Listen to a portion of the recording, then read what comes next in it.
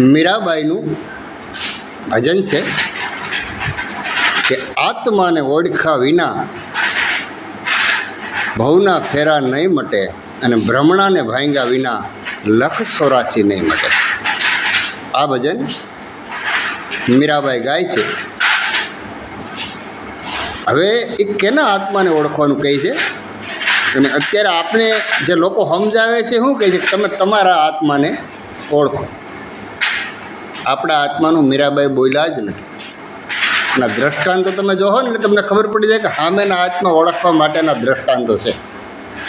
આપણે તો આપણા આત્માની ખબર છે, પણ સામેના જે વ્યક્તિ છે જેને આપણે સદગુરુ બનાવવા છે, જેને ગુરુ બનાવવા છે, એના આત્મા ઓળખવાના આ દ્રષ્ટાંતો છે. પહેલું દ્રષ્ટાંત એને એવું આપ્યું કે કાગડો ને કોયલ રંગે રૂપે એક છે. એટલે હું આપને કાગડો કોયલ કહે નહીં, સામે તમે જે આત્માને ઓળખવા જાઓ છો, જેને તમે સદગુરુ બનાવવાના છે, એનું કહે છે કે કાગડો ને કોયલ રંગે રૂપે એક છે. અને કોયલ એની બોલી થકી વર્તાય. એટલે જેને તમે આમે આત્મા ઓળખવા જાઓ ને, તમારે ભાવ તરવાનો છે, તો એનો આત્મા ઓળખવા માટે તમે જોજો, એની બોલીથી તમને ખબર પડી જાય કે એ શું બોલે છે. એના ઉપર તમને ખ્યાલ પડે છે કે આ કાગડો છે, કોયલ છે. બીજું દ્રષ્ટાંત આપે છે કે હંસલો ને બગલો રંગે રૂપે એક છે. હંસ એના આહાર થકી વર્તાય. એટલે સામેનો આત્મો જ્યારે તમે કોઈને ગુરુ બનાવવા જાઓ ત્યારે એનું એ આત્મો ઓળખવાનું કહે છે કે આ આત્મા આપણે ભવ તારશે કે નહીં, આ આપને ઈશ્વર સુધી પુગાડશે કે નહીં. એના માટે એ આત્મો કેવો છે તો કે હંસલો ને બગલો રંગે રૂપે એક છે. એના જે તમે ગોતવા જાઓ ને એમાં રંગે એક જ છે, રૂપે એક જ છે, પણ એના આહાર થકી વર્તાય. એનો આહાર તમારે જોવાનો. જેને તમે કંઠી બાંધવા જાઓ ને એનો આહાર જોવાનો કે આ મચ્છી, મટન કે મદિરા તો નથી લેતા ને, કારણ કે બગલાનો આહાર છે અને હંસનો આહાર મોતી છે. એટલે આમાં એના ગુણ બતાવ્યા છે કે તમારે ગુરુ કરવો હોય તો એના ગુણ કેવા હોવા જોઈએ.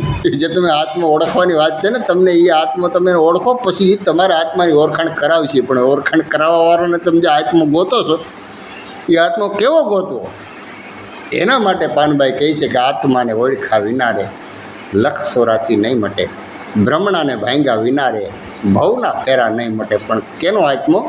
સામેના આપણે જેને ગુરુ ધારણ કરવા છે, જે ઈશ્વરને પામી ચૂક્યા છે, જે રસ્તે હાલી ચૂક્યા છે, અને એ આપને એ રસ્તે લઈ જવાના છે, એના આત્મા ઓળખવાના છે. કારણ કે આપણે તો રસ્તો જોયો નથી, આપણે તો મધદરીએ એમને ઊભા થઈએ, ખબર નથી કઈ દિશામાં જવું છે, પણ એ તો દિશામાં ગયેલા છે. પછી આપણે ગોતવા નીકળીએ અને કંઠી બાંધીએ, પછી ખબર પડે કે લે આ તો કાં કરે છે, કાં કરે એટલે અહીંયાથી છટકી જવાનું. કારણ કે કોયલની બોલી એના ગુણ બતાવે છે કે તમે જ્યારે ગુરુ ધારણ કરવા જાઓ અને સામેનો આત્મો જે પરમાત્માને તમને મેળવાવી દે એવા આત્માને તમે જ્યારે ગોતવા નીકળો ત્યારે કાગડો ને કોયલ રંગે રૂપે એક છે. એમાં કાગડો એ છે ને કોયલ એ છે, પણ કોયલ એની બોલી થકી વર્તાઈ જાય. અને ગોતવા જાઓ એટલે હંસલો ને બગલો રંગે રૂપે એક છે. હંસ એના આહાર થકી વર્તાય. એટલે તમારે હંસને પકડવાનો છે અને કોયલને પકડવાની છે. જોજો, કાગડો હાથમાં ન આવી જાય અને બગલો હાથમાં ન આવી જાય. એનું કહે છે સામેનો આત્મો તમને ભાવ પાર ઉતારે એમ છે કે નહીં. આગળની કડી શું કહે એ આપણે જોઈએ. બાકી આપણો આત્માની તો આપણને ખબર છે, આપણે મધદરીએ એમને ઊભા છીએ, આપને કોઈ દિશાની ખબર નથી કે હકીકતની અંદર ઈશ્વરને આપણે મળવું છે. જગતમાં બધાને ઈશ્વરની પ્રાપ્તિ કરવી છે, સત્ય શોધવું છે, પણ એવા વ્યક્તિ પાસે આપણે પૂગીએ કે જે આપને ખરેખર ઈશ્વર સુધી પુગાડે. સાંઈસ છે, કબીર છે, અખા ભગત છે. અખા ભગત છેલ્લા કેટલાક છેલ્લે શબ્દ કહેતા ગયા ટીલા કરતાં 53 ગયા કે ટીલું કરતાં કરતાં મારે 53 વર્ષ હોઈ ગયા આખા વખત કે કારણ કે એના બધા કાગડા મળ્યા અને બગલા મળ્યા હતા એને હિસાબે તે ટીલા કરતાં 53 વયા ગયા કારણ કે ખોટા વધારે હોય. એટલે કોયલ અને હંસ આ બેની કઈ રીતે આપણે ઓળખી શકીએ તો કે કોયલ એની બોલી થકી વર્તાય એટલે સદગુરુની બોલી મીઠી હોવી જોઈએ.